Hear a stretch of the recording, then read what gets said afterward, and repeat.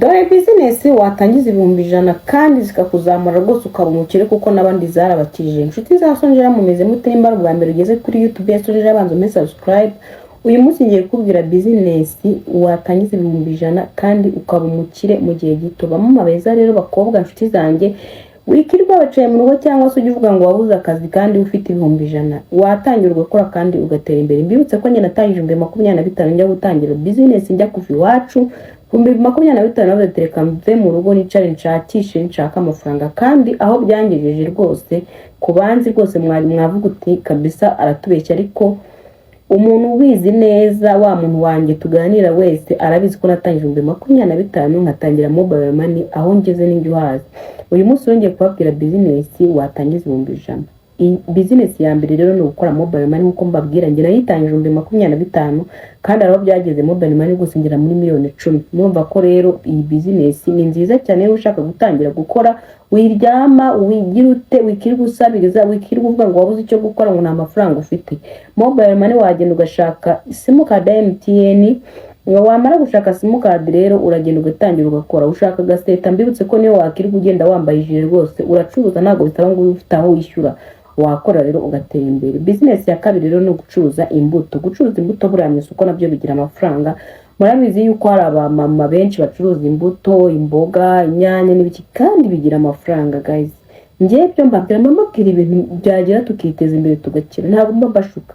Uzagenda ubazura mu ucuruza ziriya mbuto genzi inshuti yanjye yazicuruje rwose kandi kagibona amafaranga menshi pe. Mbibutse yuko rero iyo ugitangira ntabwo itayanika ngo ugiye gukorera ahantu hahenze, tangira ahantu hasanzwe ugenda uzamuka ugatangira ku nanasi, imyembe, za marakuca, imineke. Ibi bintu bigenda bikuzamura cyane. Nuvuga ngo utwo duce utangiriyeho n'Imana itugweramo umugisha.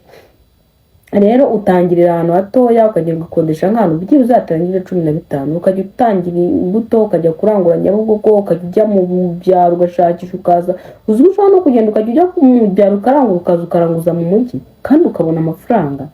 Ikindi rero ni ugucuruza isambusa, ni ukugenda ukiga kuzikora cyangwa ukaba ufite umuntu uzi gukorera warangiza ukajya ugenda ukajya mu aya restaurant aya alimentation ukabasaba amasoko ugenda uzamuka. Ugitangira ntabwo wayimeze 100% nkuko ubishaka ariko bigenda bizamuka.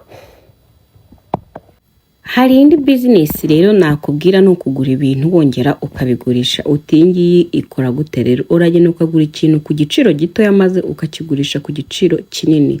Wagura iki rero? Ushobora kugura imyenda cyangwa se inkweto cyane cyane second hand. Hari abantu bajya bagenda mu ngo bavuga ati turagura imyenda turagura inkweto, biriya bintu ntacyo babikoresha. Ari gihe uba wowe bifite wona bishaje cyangwa se ubona utakibikunda ariko nyamara yagenda yagakora neza kakaza kakaba keza, ubundi akagenda akajya akagurisha ku mafaranga menshi. Imyenda, inkweto, amafone yashaje agahindura utuntu dutoya akaza kongera akatugurisha. N'ukuri biriya bintu bigira profit nini cyane kandi ikomeye. Niba ushaka gutera imbere rero aka business ntabwo abantu benshi bakaza ariko ni keza. Ntabwo ari ukuvuga ngo nukujya mu ngo zabo, hari igihe ushyira akaduka ati ngiye ngura telefone zishaje, icyo gihe abantu bakajya bazikuzanira. Icyo ukora uragenda ukayikora neza ikabikora nta kibazo ugahindura ama accessoire ubundi rero ukayigurisha ku mafaranga menshi. Ikindi ni ugukora aga fast food rwose ntabwo kaba gahenze. Uragenda ugashyira ahantu akantu ukajya ukora aga chips karimo amagi, udusambusa, amandazi, ibyayi.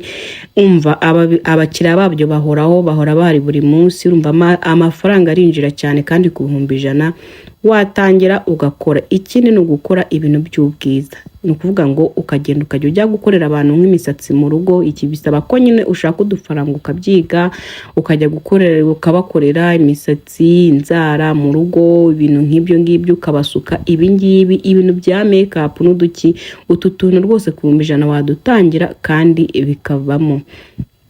Ikindi ni ukujya ukora utuntu ugakora amadelivery. Murabizi hari abantu bajya baza gucuruza kuri TikTok ugasanga umuntu araza rwose akajya nko kuri TikTok agafunguza konte agatangira ashyiraho utuntu akabona aba followers yarangiza agatangira kujya hacururiza. Ni ukuri izi business zigezweho uragenda ukarangura ibintu kandi nta 100 biba bigezemo nk'amashakoshi, imyenda, utuntu tw'utu makeup, utuntu tw'abakobwa bakunda ibintu nk'ibyo ngibyo kandi ni ukuri mu gihe gitoya uba wateye imbere. Indi business rero ni car washing. Icyo ukeneye ni indobo, ni amazi, n'isabune. Ubundi rero ukajya ugenda ugashaka ahantu nyine hatari traffic nyinshi, ubundi rero ukajya woza imodoka. Aya mafaranga 100 rwose watangira, kandi nyuma y'igihe gitoya rwose tukakubona uri umukire mu bandi. Mbibutse ko ukuntu kwihangira imirimo twakora kandi tugatera imbere. Indi business ni ukuba content creator. Ibi byo nta gishoro bisaba usibye kuba ufite telefone yawe. Kora content za YouTube cyangwa se TikTok, uko ugenda uzamuka izo social media zizaguhemba. Ikindi kandi n'abantu bazatangira kujya bagusaba kubamamariza, ubundi rero ube utangiye kubona amafaranga rwose nyuma y'igihe gitoya rwose ube utubanye umukire. Mbibutse yuko rwose icyo tugiye kureba ni ukwiteza imbere, ukava aho uri ukaba umukire, ugatangira gukora nawe ukinjiza amafaranga, ukareka kujya ururira ngo amafaranga yarabuze ngo iki n'iki. Akandi ka business rero ni uguteka amagi ukayagurisha. Ibi nabyo rwose amagi abantu murabizi abantu bakunda kurya amagi, ibi nabyo byakwinjiriza. Indi business rero ni ugufotographe, ukajya ugenda ugafotora. Mbibutse ko ntago bisaba ngo ufite aho ukorera, upfa kuba ukora ibintu byiza gusa. Ushobora gukoresha social media ukajya ufotora abantu amafoto, ukagenda ukamenya kuyeditinga, ukamenya kuyagira ute. Ibi bintu rwose biragenda bikakuzanira abakiriya nta nawe ufite ukorera, ukajya ukorera online kandi ukagira amafaranga menshi.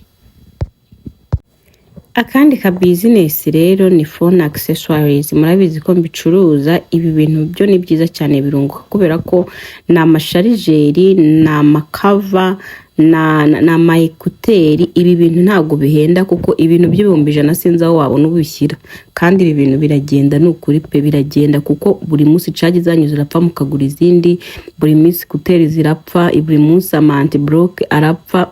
Ibi bintu birunguka kandi neza cyane. Rero ndakubwira ngo niba uri umukobwa cyangwa uri umumama cyangwa uri umusore ukaba uri mu rugo, rekeraho kwicara mu rugo kubera yuko business zirahari.